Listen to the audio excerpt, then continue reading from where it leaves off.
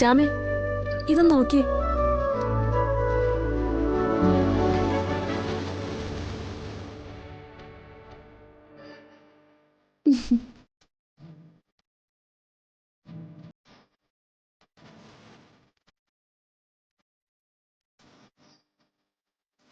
രാധിക പാടിയ പാട്ട് ഹിറ്റായതിനെ കുറിച്ചാ എല്ലാരും പറഞ്ഞിരിക്കുന്നത്. സന്തോഷായില്ലേ? സന്തോഷായി.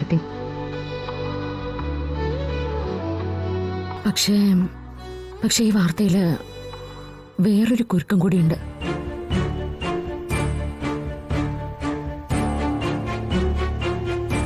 ഈ വാർത്ത രാധിക മോൾ കണ്ട അവൾക്ക് സംശയം തോന്നില്ലേ? അവള് ശ്യാമ എന്ന പാട്ടുകാരിയെ കാണാൻ നിർബന്ധം പിടിക്കില്ലേ?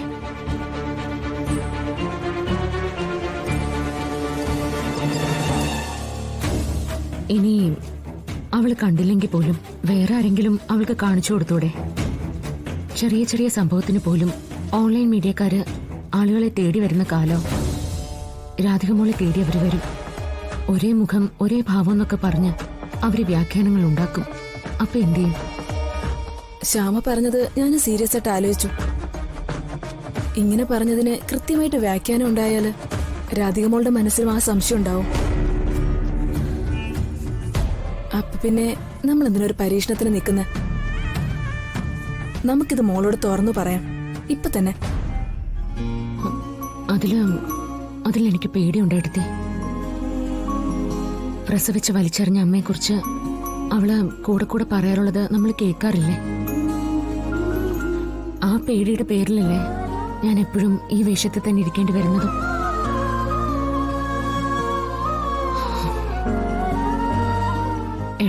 എടുത്തി ഒരു കാര്യം ചെയ്യാം.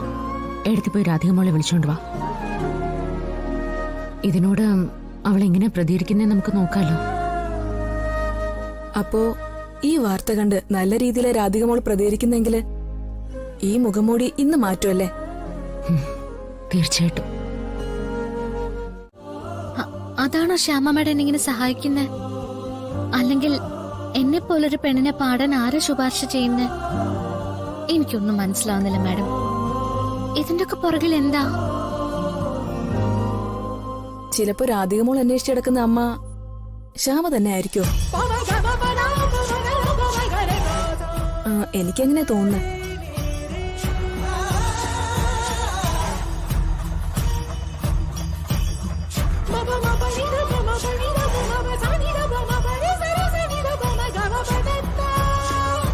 എന്താ മോളെ? വേണ്ട, ഞാൻ ആരാധിക്കുന്ന ശ്യാമ മാഡത്തിനെ പോലെ ഒരാളാവരുത് എന്റെ അമ്മ.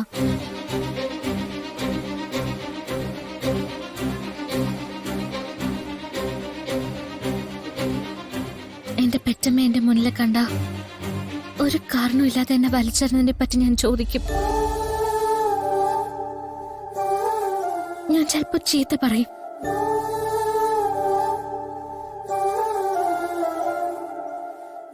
ജീവിതത്തിൽ ഒരിക്കലും എനിക്ക് കാണില്ല എന്ന് ഞാൻ കടുപ്പിച്ചു പറയും.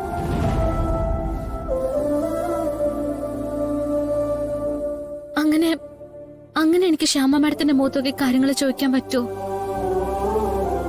എനിക്കങ്ങനെ സംസാരിക്കാൻ പറ്റുമോ? വേണ്ട, ഒരിക്കലും അങ്ങനെ ആവാതിരിക്കട്ടെ.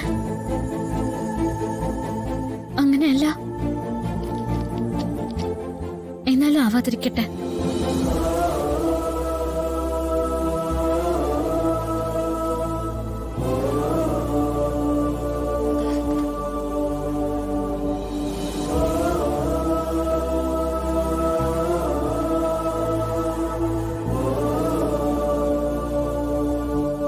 ഞാൻ പറഞ്ഞില്ലേ അടുത്തി, എന്റെ ഈ വേഷത്തിന് ഒരു മാറ്റവും വരില്ല.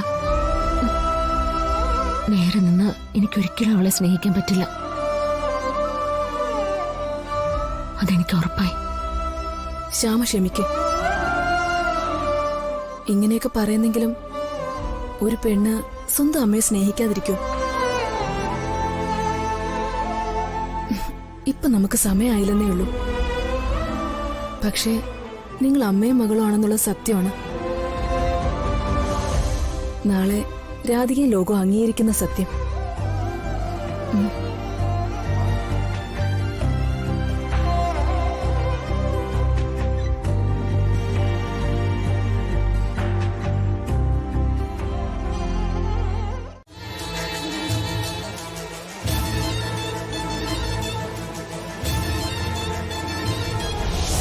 അച്ഛനോട് ഇത് ആര് പറയുന്നല്ലേ എല്ലാവരുടെയും പേടി.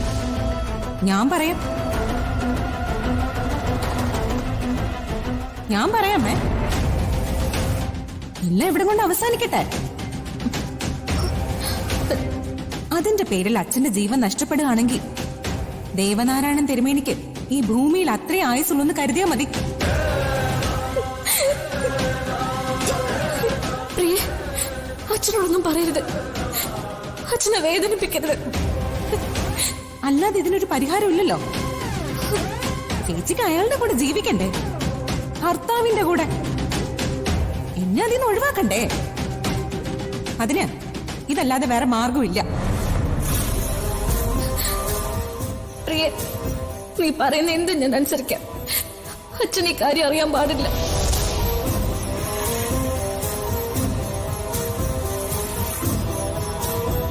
കൃഷ്ണ ഭഗവാനെ പിടിച്ച് സത്യം ചെയ്ത ചേച്ചി ഇത് പാലിക്കുമെന്ന് എനിക്കറിയാം.